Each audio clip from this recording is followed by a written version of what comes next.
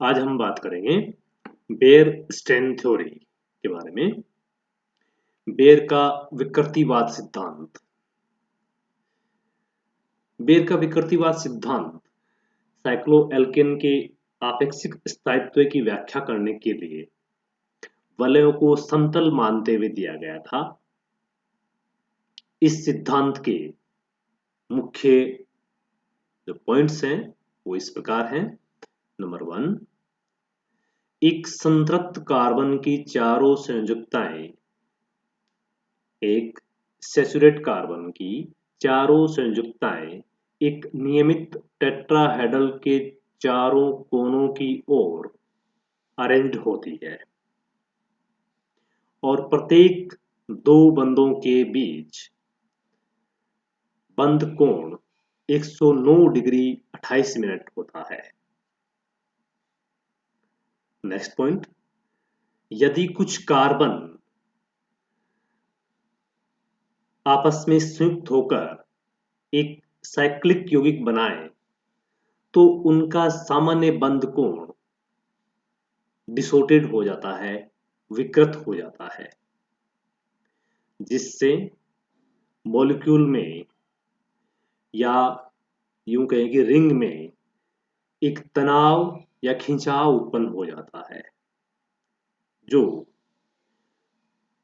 बंध कोण की विकृति पर निर्भर करता है। यानी कितना तनाव उत्पन्न होगा ये बंध कोण के डिस्टोर्शन पे निर्भर करेगा। बंध कोण में विकृति जितनी अधिक होगी अणु में तनाव भी उतना ही अधिक होगा। तो हम सिंपली इसको ऐसे समझ सकते हैं कि एक रेगुलर टेट्राहेड्रल में संतृप्त कार्बन एटम की चारों जो वैलेंसीज होती हैं वो एक टेट्राहेड्रल के चारों कोनों की ओर अरेंज होती है और टेट्राहेड्रल में नॉर्मल बॉन्ड एंगल होता है वो 109 डिग्री 28 मिनट होता है। लेकिन यदि कार्बन आपस में संयुक्त होकर एक साइक्लिक कंपाउंड बनाए, एक वलय बनाए, तो उन वलय बनने से उनका सामान्य बंध कोण विकृत हो जाता है। अब कितना विकृत होता है, ये बनने वाली जो रिंग है, बनने वाली जो वलय है, जो नया मॉलिक्यूल बन रहा है, साइक्लिक यौगिक बन रहा है, उस पर निर्भर करता है। और कितना डिस्टोर्शन आएगा, मॉलिक्यूल में कितना डिस्टोर्शन आएगा, ये बंध कोण में होने वाली विकृति पर निर्भर करता है। विकृति जितनी ज्यादा होगी, डिस्टोर्शन जितना ज्यादा होगा, बंध कोण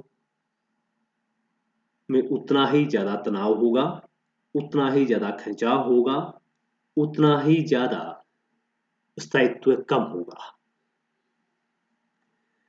साइक्लोप्रोपेन में बॉन्ड एंगल उसकी ज्योमेट्री के अनुसार तो 60 डिग्री होना चाहिए। एक बॉन्ड एंगल हम कैलकुलेट करते हैं तो बॉन्ड एंगल इक्वल 180 डिग्री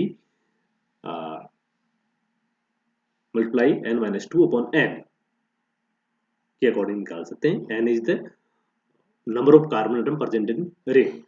तो रिंग में जितने कार्बन एटम है, जैसे यहाँ पे हम बात करें साइक्लोप्रोपेन में 3 कार्बन प्रेजेंट है तो 3 तो 180 डिग्री अपॉन 3 60 डिग्री।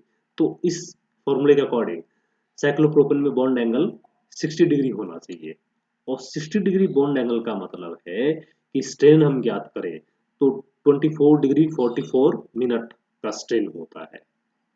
तो इतना ज्यादा स्ट्रेन तो स्थायित्व नहीं होना चाहिए। तो ये हम अलग नेक्स्ट में बात करेंगे कि क्यों ये स्थायी होता है। इसमें साइक्लोप्रोपेन में बनाना बॉन्ड बनते हैं तो झुके बंद की तरह होते हैं, स्ट्रेन कम हो जाता है, वो अलग पॉइंट से हम बात करेंगे।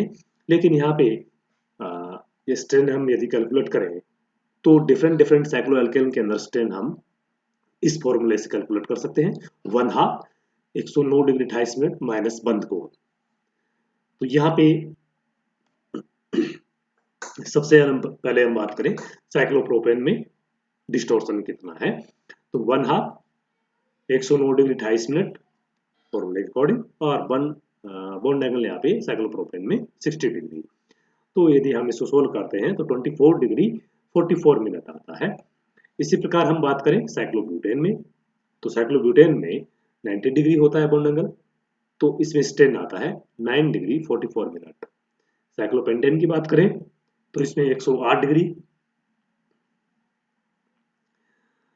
तो 108 डिग्री, तो इससे फॉर्मूले से हम कैलकुलेट करें तो 0 डिग्री 44 मिनट स्टेन आता है।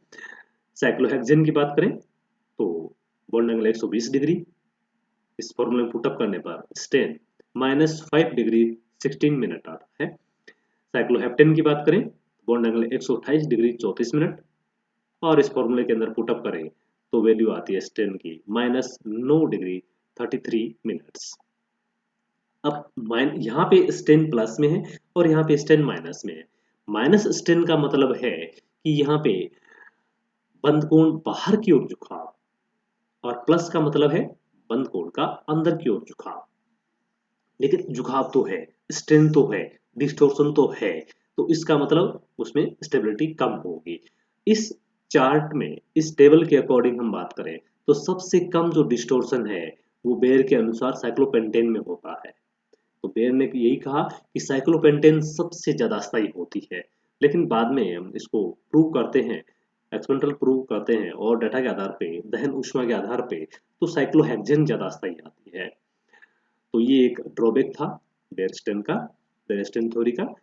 बेयर ने कहा कि साइक्लोपेंटेन में मिनिमम स्ट्रेन होता है, इसलिए अधिक स्थायी होता है, जबकि मिनिमम स्ट्रेन तो दहन ऊष्मा के आधार पर बात करें तो साइक्लोहेक्सेन अधिक स्थायी होता है। तो बेयर सिद्धांत के अनुसार वलय के सभी कार्बन एटम एक ही तल में उपस्थित होते हैं। वलय समतलीय होती है, कोप्लेनर होती है। नेक्स्ट पॉइंट, बेयर सिद्धांत के अनुसार साइक्लोपेंटेन में तनाव न्यूनतम होने के कारण इसका स्थायित्व सर्वाधिक होता है, जिसे इसकी व्याख्या दहन ऊष्मा के प्रायोगिक मान से की जा सकती है। अब दहन ऊष्मा की बात करें तो हम नॉर्मल एल्केन, बंद कोण 109 डिग्री 28 मिनट, दहन ऊष्मा 657 किलो जूल पर CS2 ग्रुप के आधार पे, और स्ट्रेन जो है वो 0 एल्केन। साइक्लोप्रोपेन की बात करें तो 60 डिग्री बॉन्ड एंगल और दहन ऊष्मा का मान 697 किलो जूल पर CS2 मोल, स्ट्रेन 120। साइक्लोब्यूटेन की बात करें बॉन्ड एंगल 90 डिग्री और हीट ऑफ कंबंशन दहन ऊष्मा 685 किलो जूल पर CS2 मोल और स्ट्रेन 112। साइक्लोपेंटेन की बात करें बॉन्ड एंगल 108 डिग्री, दहन ऊष्मा का मान 664 किलो जूल पर CS2 मोल, स्ट्रेन 35।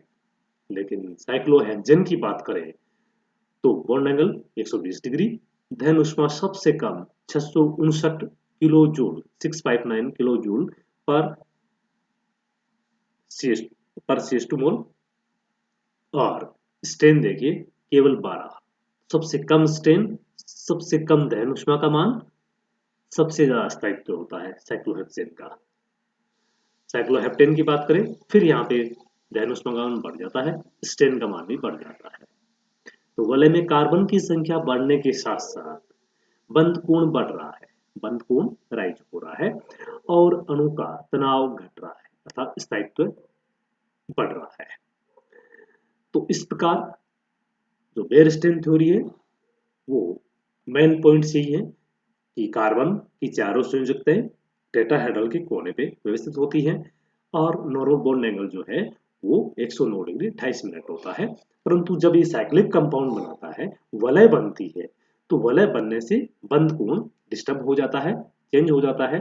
बंद कोण के चेंज होने से, बॉन्ड एंगल के चेंज होने से मॉलिक्यूल में डिस्टॉर्शन आ जाता है, तनाव आ जाता है, विकृति आ जाती है, जिससे उसका स्थायित्व चेंज हो जाता है। यदि तनाव ज्यादा आता है तो स्थायित्व कम हो जाता है, और यदि तनाव कम होता है तो स्थायित्व बढ़ जाता है।